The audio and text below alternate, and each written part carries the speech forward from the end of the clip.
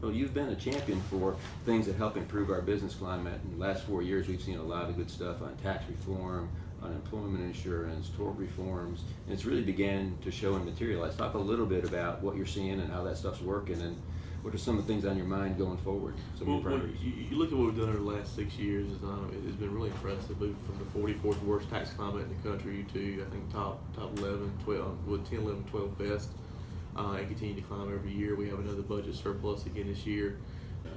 Tax reform it started, I believe, was 4 years ago, and we've been gradually moving down that line to try to really streamline state income tax. The corporate tax has dropped. We have one of the lowest state income taxes in the Southeast. 4 years ago, we had one of the highest in the Southeast. A direct reflection of that is that puts more money in people's pocket, which is a great thing because in turn they're going to spend more money. The revenues are clearly showing that the fundamental tax policies and the fundamental things you've done in regulation are showing that the state is stable, showing that actually the revenues are growing so that you all have the resources that you need to do for what the priorities of government are. So thank you very much for that, because our members are seeing it, and they're thankful for it, and they're glad to hear that you're continuing to focus on those things. It's a great start. We got to continue down that process. And I get asked a lot, hey, you now have a divided government. You got supermajorities in both chambers, but you're dealing with a Democrat governor. Governor Cooper and I have met. We've had really good discussions, and there's going to be issues that we disagree on. But one of the issues that we're going to be on the same page is moving North Carolina in the right direction. And we've talked, and if we feel like we're on the right path. If he wants to raise taxes and put rules and regulations on businesses, we're not going to stand for that. But if he wants to work with us on some of the issues moving forward, then we're going to be, it's going to work very well.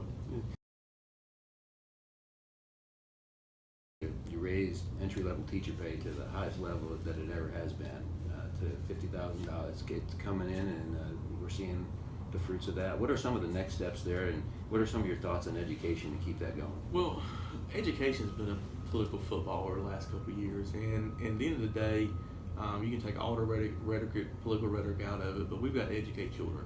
We've got to put more money in the classrooms.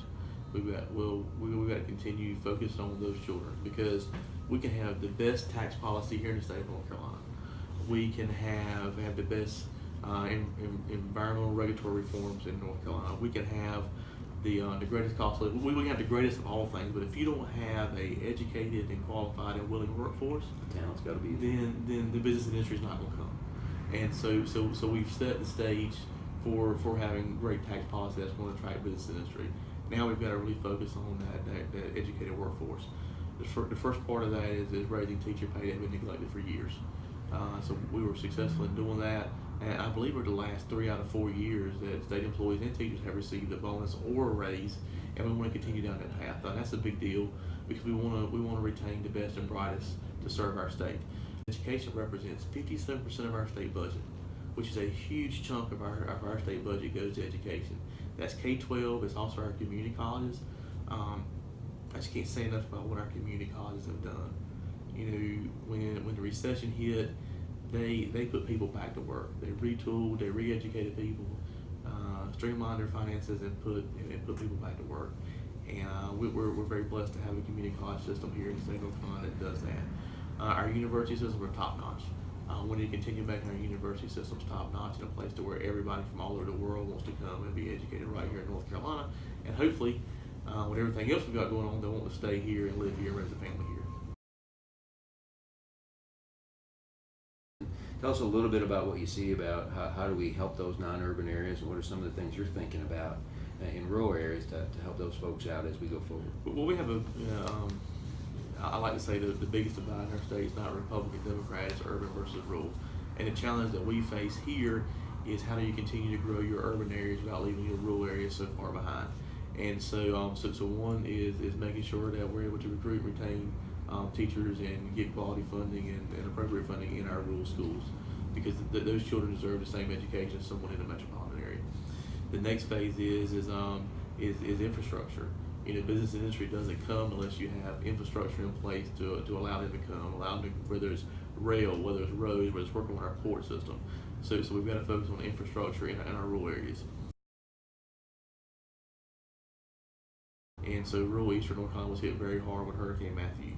And we have a lot of business in the industry that have suffered because of that. And not only shut down and lost production, but you had people that lost their homes, that are displaced.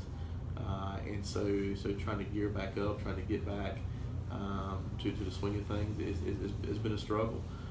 People say, well, the water's gone. Well, when the water left, yes, we started drying out, but now I've got bridges and overpasses that were damaged. I've got roads that were washed out. I've got infrastructure that needs repair. I've got businesses that frankly were completely underwater for 4, 5, sometimes 6, 7 days.